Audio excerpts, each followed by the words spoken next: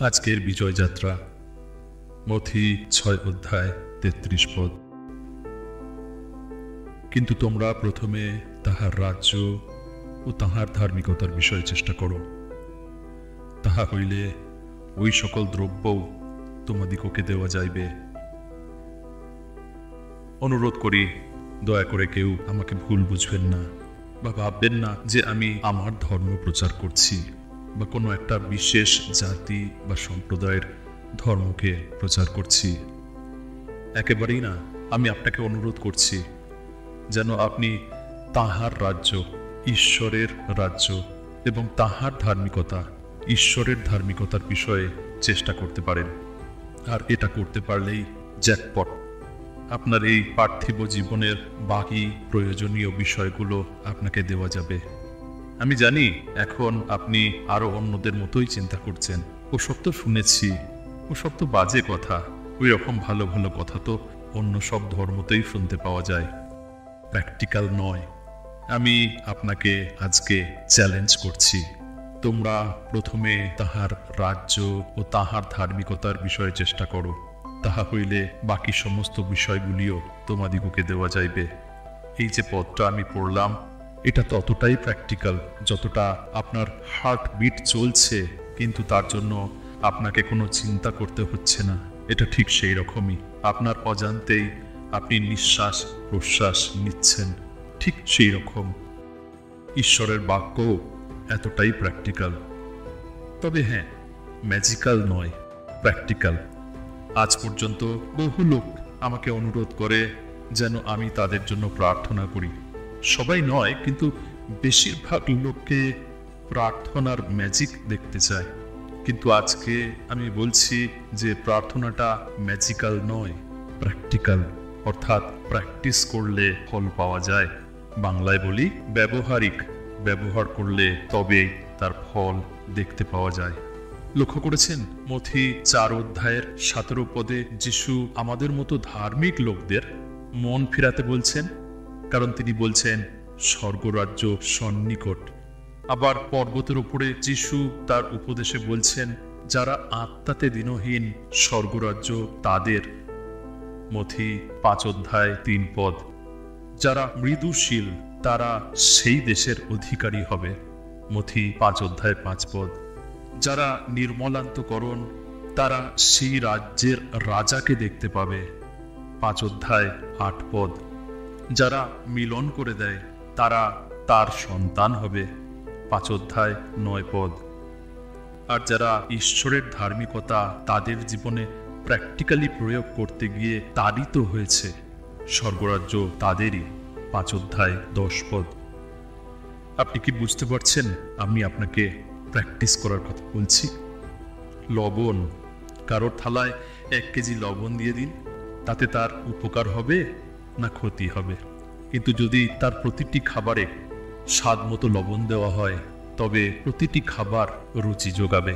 আবার আপনার চোখের সামনে যদি 1000 ওয়াটের একটা লাইট জেলে রেখে দিই, তবে কি তার থেকে আপনি কোনো উপকার পাবেন?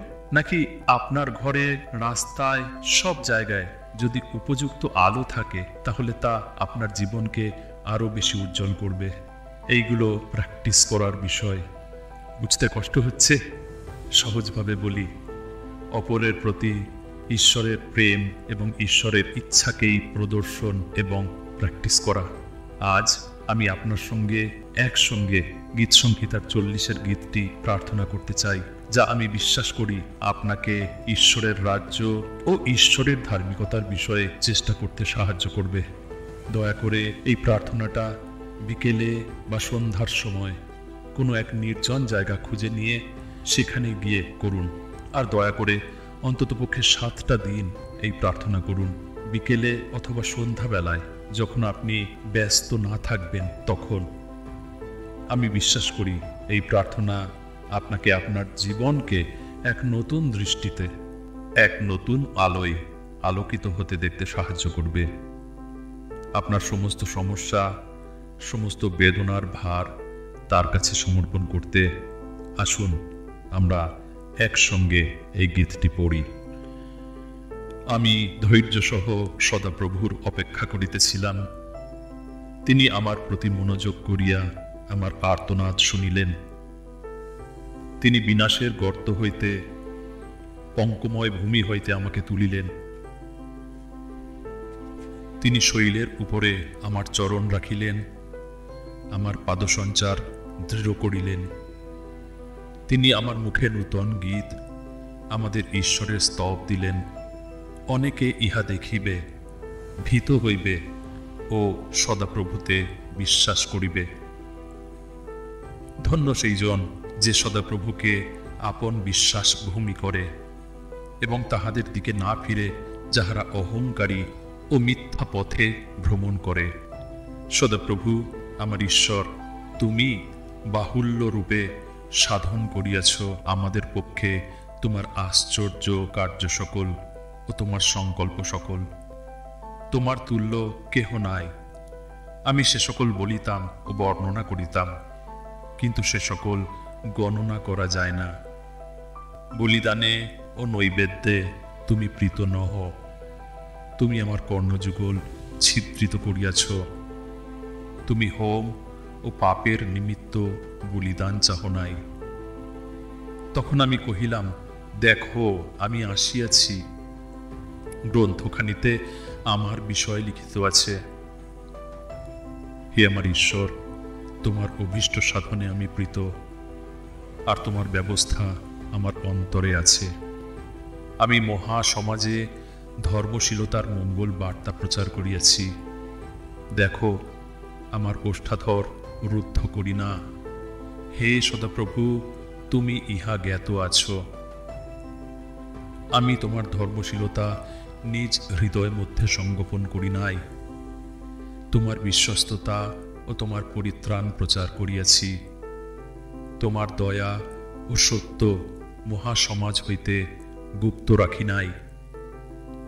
হে সদাপ্রভু, তুমিও আমা হইতে আপন করুণা রুদ্ধ করিও না। তব দয়া ও তব সত্য সতত আমাকে রক্ষা করুক। কেননা অসংখ্য বিপদ আমাকে ঘেরিয়াছে, আমার অপরাধ সকল আমাকে ধরিয়াছে। আমি দেখিতে পাইতেছি না, আমার মস্তকের কেশ অপেক্ষাও সে সকল অধিক। আমার হৃদয় আমাকে ছাড়িয়াছে। সদাপ্রভু, অনুগ্রহ করিয়া আমাকে উদ্ধার করো। সদাপ্রভু, আমার সাহায্য করিতে সত্বর হও। তাহারা সকলেই লজ্জিত ও হতাশ হোক, যাহারা সংহার করিতে আমার প্রাণের অন্বেষণ করে। তাহারা ফিরিয়া যাওক, অপমানিত হোক, যাহারা আমার বিপদে প্রীত হয়। তাহারা আপনাদের লজ্জা প্রযুক্ত স্তম্ভিত হোক, যাহারা আমাকে বলে, অহো অহো। যাহারা তোমার অন্বেষণ করে, তাহারা সকলে তোমাতে আমোদ ও আনন্দ করুক। যাহারা তোমার পরিত্রাণ ভালোবাসে, তাহারা সতত বলুক, সদাপ্রভু মহিমান্বিত হন। আমি দুঃখী ও দরিদ্র, প্রভুই আমার পক্ষে চিন্তা করেন। তুমি আমার সহায় ও আমার নিস্তার কর্তা। হে আমার ঈশ্বর, বিলম্ব করিও না। আমেন। আজ আপনি যখন আমার সঙ্গে সঙ্গে এই গীতটি পড়লেন, তখন আপনি জেনে রাখুন যে আপনি আপনার জীবনে ঈশ্বরের ইচ্ছাকেই আপনার নিজ মুখে প্রকাশ করলেন, আর ঈশ্বর আপনার মুখ নিঃসৃত এই বাক্য শুনেছেন এবং গ্রাহ্য করেছেন। আমি জানি এবং বিশ্বাস করি প্রভু যীশু খ্রিস্টে ঈশ্বর আপনার জীবনেও তার ইচ্ছা পূর্ণ করবেন এবং আপনাকে এক নতুন জীবনে, এক অনন্ত শান্তিতে প্রবেশ করাবেন, কারণ তিনি মঙ্গলময় ঈশ্বর। তাহার দয়া অনন্তকাল স্থায়ী, তাহার বিশ্বস্ততা পুরুষে পুরুষে স্থায়ী। এখন আমি আপনার জন্য প্রার্থনা করি। মঙ্গলময় স্বর্গস্থ পিতা, আজ তোমাকে ধন্যবাদ দিই যে তুমি আমার প্রতি মনোযোগ করেছ আর তুমি আমাদের আর্তনাদ শুনেছ। তুমি আমাদেরকে বিনাশের গর্ত থেকে, আমাদেরকে পঙ্কময় ভূমি থেকে তুলেছ এবং সেই শৈলের ওপরে আমাদের চরণ তুমি রেখেছ, যে শৈলের নাম খ্রিস্ট যিশু। স্বর্গস্থ পিতা, আজ আমি তোমাকে ধন্যবাদ দিই যে তুমি আমার মুখে নূতন গীত দিয়েছ, আমাদের ঈশ্বরের স্তব দিয়েছ। আর সেই স্তব, সেই প্রশংসা, সেই মহিমা যাতে আমরা সকলে মিলে করতে পারি, সেই জন্য আমার সঙ্গে আজকে যারা প্রার্থনায় যুক্ত হয়েছে তাদেরকেও তুমি আশীর্বাদ এবং সাহায্য করো। যিশু নামে প্রার্থনা করি। হে স্বর্গস্থ পিতা, যে আমার সঙ্গে প্রার্থনা করছে সে যেন তোমাকে তার আপন বিশ্বাস ভূমি করে, এবং আমরা যেন তাদের দিকে না ফিরে তাকাই যারা অহংকারী, যারা মিথ্যা পথে ভ্রমণ করে। হে আমার ঈশ্বর, তুমি বাহুল্য রূপে সাধন করেছ আমাদের পক্ষে তোমার আশ্চর্য কার্য সকল, তোমার সংকল্প সকল। হে স্বর্গস্থ পিতা, তোমার তুল্য কেউ নেই। হে আমার পিতা, তুমি বলিদানে নৈবেদ্যে প্রীত নও। তুমি আমাদের কর্ণযুগল ছিদ্রিত করিয়াছ। তুমি হোম ও পাপের নিমিত্ত বলিদান চাও নাই, কিন্তু তুমি চেয়েছ আমাদের হৃদয়। স্বর্গস্থ পিতা, আমি তোমায় ধন্যবাদ দিই যে তোমার জীবন পুস্তকে আমার বিষয়ে লিখিত আছে। তোমার ব্যবস্থা আমাদের অন্তরে রয়েছে। আমরা যেন মহাসমাজে তোমার ধর্মশীলতার মঙ্গল বার্তা প্রচার করে যেতে পারি। হে স্বর্গস্থ পিতা, তোমার ধর্মশীলতা, তোমার ধার্মিকতা আমরা আমাদের হৃদয়ের মধ্যে যেন সংগোপন না করি। তোমার বিশ্বস্ততা, তোমার উদ্ধারের বার্তা, তোমার পরিত্রাণ যেন আমরা প্রচার করতে পারি। সেই জন্য আজ আমাদের এই ভাই, এই বোনকে তুমি আশীর্বাদ করো যিশু নামে। হে সদাপ্রভু, তুমি এই প্রিয়জন থেকে তোমার করুণারুদ্ধ করুণা, তোমার দয়া ও তোমার সত্য সতত তাকে রক্ষা করুক। যতই অসংখ্য বিপদ তাকে না ঘেরুক, যতই অপরাধ সকল তাকে না ধরুক, কিন্তু তুমি তাকে উদ্ধার করো। হে আমার সদাপ্রভু, আমার ঈশ্বর, তোমার অনুগ্রহে তুমি তাকে রক্ষা করো, তাকে সাহায্য করতে সত্তর হও। স্বর্গস্থ পিতা, যারা তোমার অন্বেষণ করে তারা সকলে তোমাতে আমোদ ও আনন্দ করুক। যারা তোমার পরিত্রাণ ভালোবাসে তারা সকলে বলুক, সদাপ্রভু মহিমান্বিত হোক। হে ঈশ্বর আমার, তুমি আমাদের সহায়, তুমি আমাদের নিস্তার কর্তা।